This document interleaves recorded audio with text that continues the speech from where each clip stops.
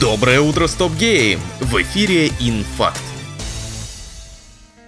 Когда только анонсировали вторую Path of Exile, студия Grinding Gear Games пообещала, что продолжит наваливать контент в первую часть. Мол, обновления будут выпускать параллельно на обе игры. От своих слов разрабы не отказываются, но вообще давненько оригинальная PoE не получала апдейтов. За это ГГГ приносит извинения. Последняя лига, поселенцы Колгуура, вышла в июле прошлого года, и с тех пор никакого свежего контента фанаты так и не увидели. По словам гейм-директора, производство сиквела отняло гораздо больше времени, чем ожидалось. Новая лига для первой PoE должна была выйти еще в октябре, а следующая обнова планировалась в январе-феврале. Но из-за нехватки рук и концентрации на Path of Exile 2 все планы пошли крахом. Глава Grinding Gear пообещал, что как только они выкатят патч 0.2.0 для PoE 2, они сразу же вернутся к допиливанию обновы 3.26 для первой части.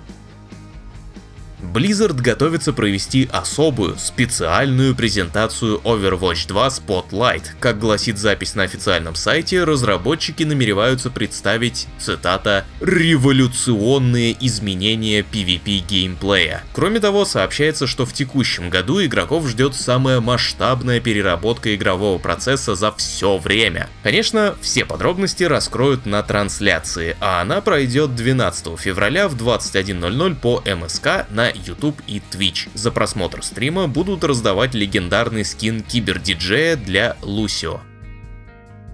Создатели Clair Obscur Expedition 33 раскрыли больше новых подробностей об игре на недавнем подкасте Xbox. Разработчики хотят сделать как можно менее традиционную по меркам жанра игру. Исследовать локации можно будет разными способами. У персонажей, например, есть кошка, с помощью которой можно забираться в труднодоступные места. Визуальный стиль будет очень разнообразным, с необычными сочетаниями цветов и ярких образов. В распоряжении героев имеются сотни навыков, часть из которых привязана к экипировке. У каждого свой уникальный стиль игры и уникальные способности. А еще Clair Obscur можно будет пройти без получения урона. Причем бои, в которых твои персонажи не будут повреждены, планируют вознаграждать дополнительной экспой. 33-я экспедиция стартует 24 апреля на ПК, PS5 и Xbox.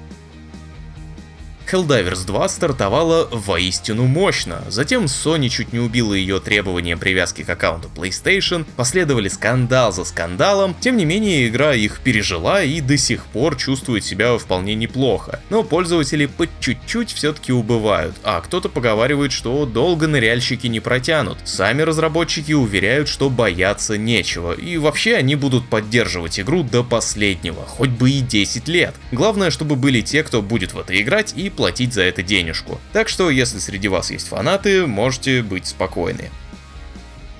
Кооперативный рогалик Raven's Watch получил крупное обновление под названием Nightmares Unleashed. Защитников мира грез наградили новым видом противников, двумя мини-боссами, свежими активностями и ивентами, персонажами, улучшенной системой ключей, дополнительными ачивочками, а также всевозможными улучшениями игрового процесса и исправлением багов. Одновременно с этим вышло DLC, но там просто пак со скинчиками, ничего примечательного. Raven's Watch доступна на ПК, PlayStation, Xbox и Nintendo Switch.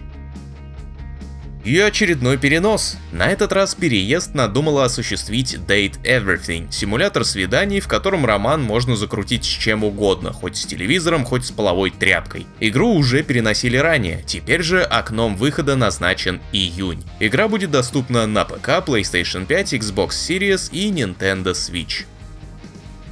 Take-Two никак не хочет мириться с желанием фанатов делать собственный контент на основе игр издателя. Очередной жертвой репрессий стала команда Revolution Team, анонсировавшая несколько лет назад Grand Theft Auto Vice City Next Gen Edition, мод, переносящий игру на движок 4-й GTA. Проект был полностью завершен, но всего за сутки до его публикации Take-Two потребовала Google забанить канал моддеров на YouTube. Тем не менее, творцы выкатили мод 25 января. Через 3 дня дня Банхаммер обрушился на телегу авторов, а еще через день страница команды ВКонтакте была переименована и лишилась всех ссылок на мод, а также части роликов и публикаций. При этом никаких комментариев от моддеров не последовало. Высказался программист оригинальной Vice City Оби Вермей. Он говорит, что злиться на Take-Two или Rockstar бессмысленно, это коммерческие компании, и они будут удалять моды, мешающие их бизнесу. В данном случае мод напрямую конкурировал с дефективным переизданием Vice City. Недавно отмененный Liberty City Preservation Project конкурировал с вероятным ремастером GTA 4, хотя и неизвестно на самом деле, занимаются ли им сейчас разработчики или же нет.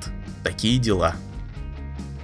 Косарямбу и титул автора лучшего блога на этой неделе забирает Леркозаврик, который выкатил подробнейший сказ о Fortnite Festival, как он появился, каким он был на релизе и что о фестивале можно сказать теперь, спустя год обновлений и изменений. В общем, зачетно. Напомню, что в наш конкурс попадают только эксклюзивные блоги, то есть опубликованные исключительно на stopgame.ru, грамотно написанные и хорошо оформленные. Дерзайте!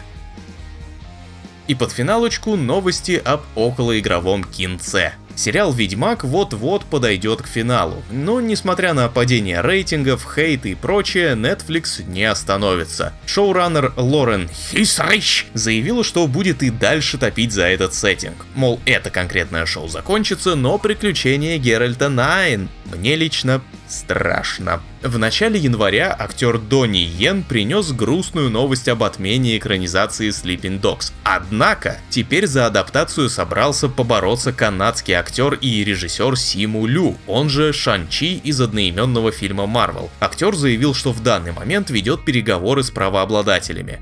Эллен Пейдж, которая теперь Эллиот Пейдж, актриса, актер и исполнитель главной роли в Beyond Two Souls, заявил о намерении снять экранизацию. То есть уже полноценно это дело анонсировал. Права у Quantic Dream Пейдж уже приобрел и ранний этап производства стартовал. Известно, что это будет сериал и что в нем сохранится нелинейное повествование, как было в игре. Когда ждать шоу и примет ли в нем участие Уильям Дефо, неизвестно.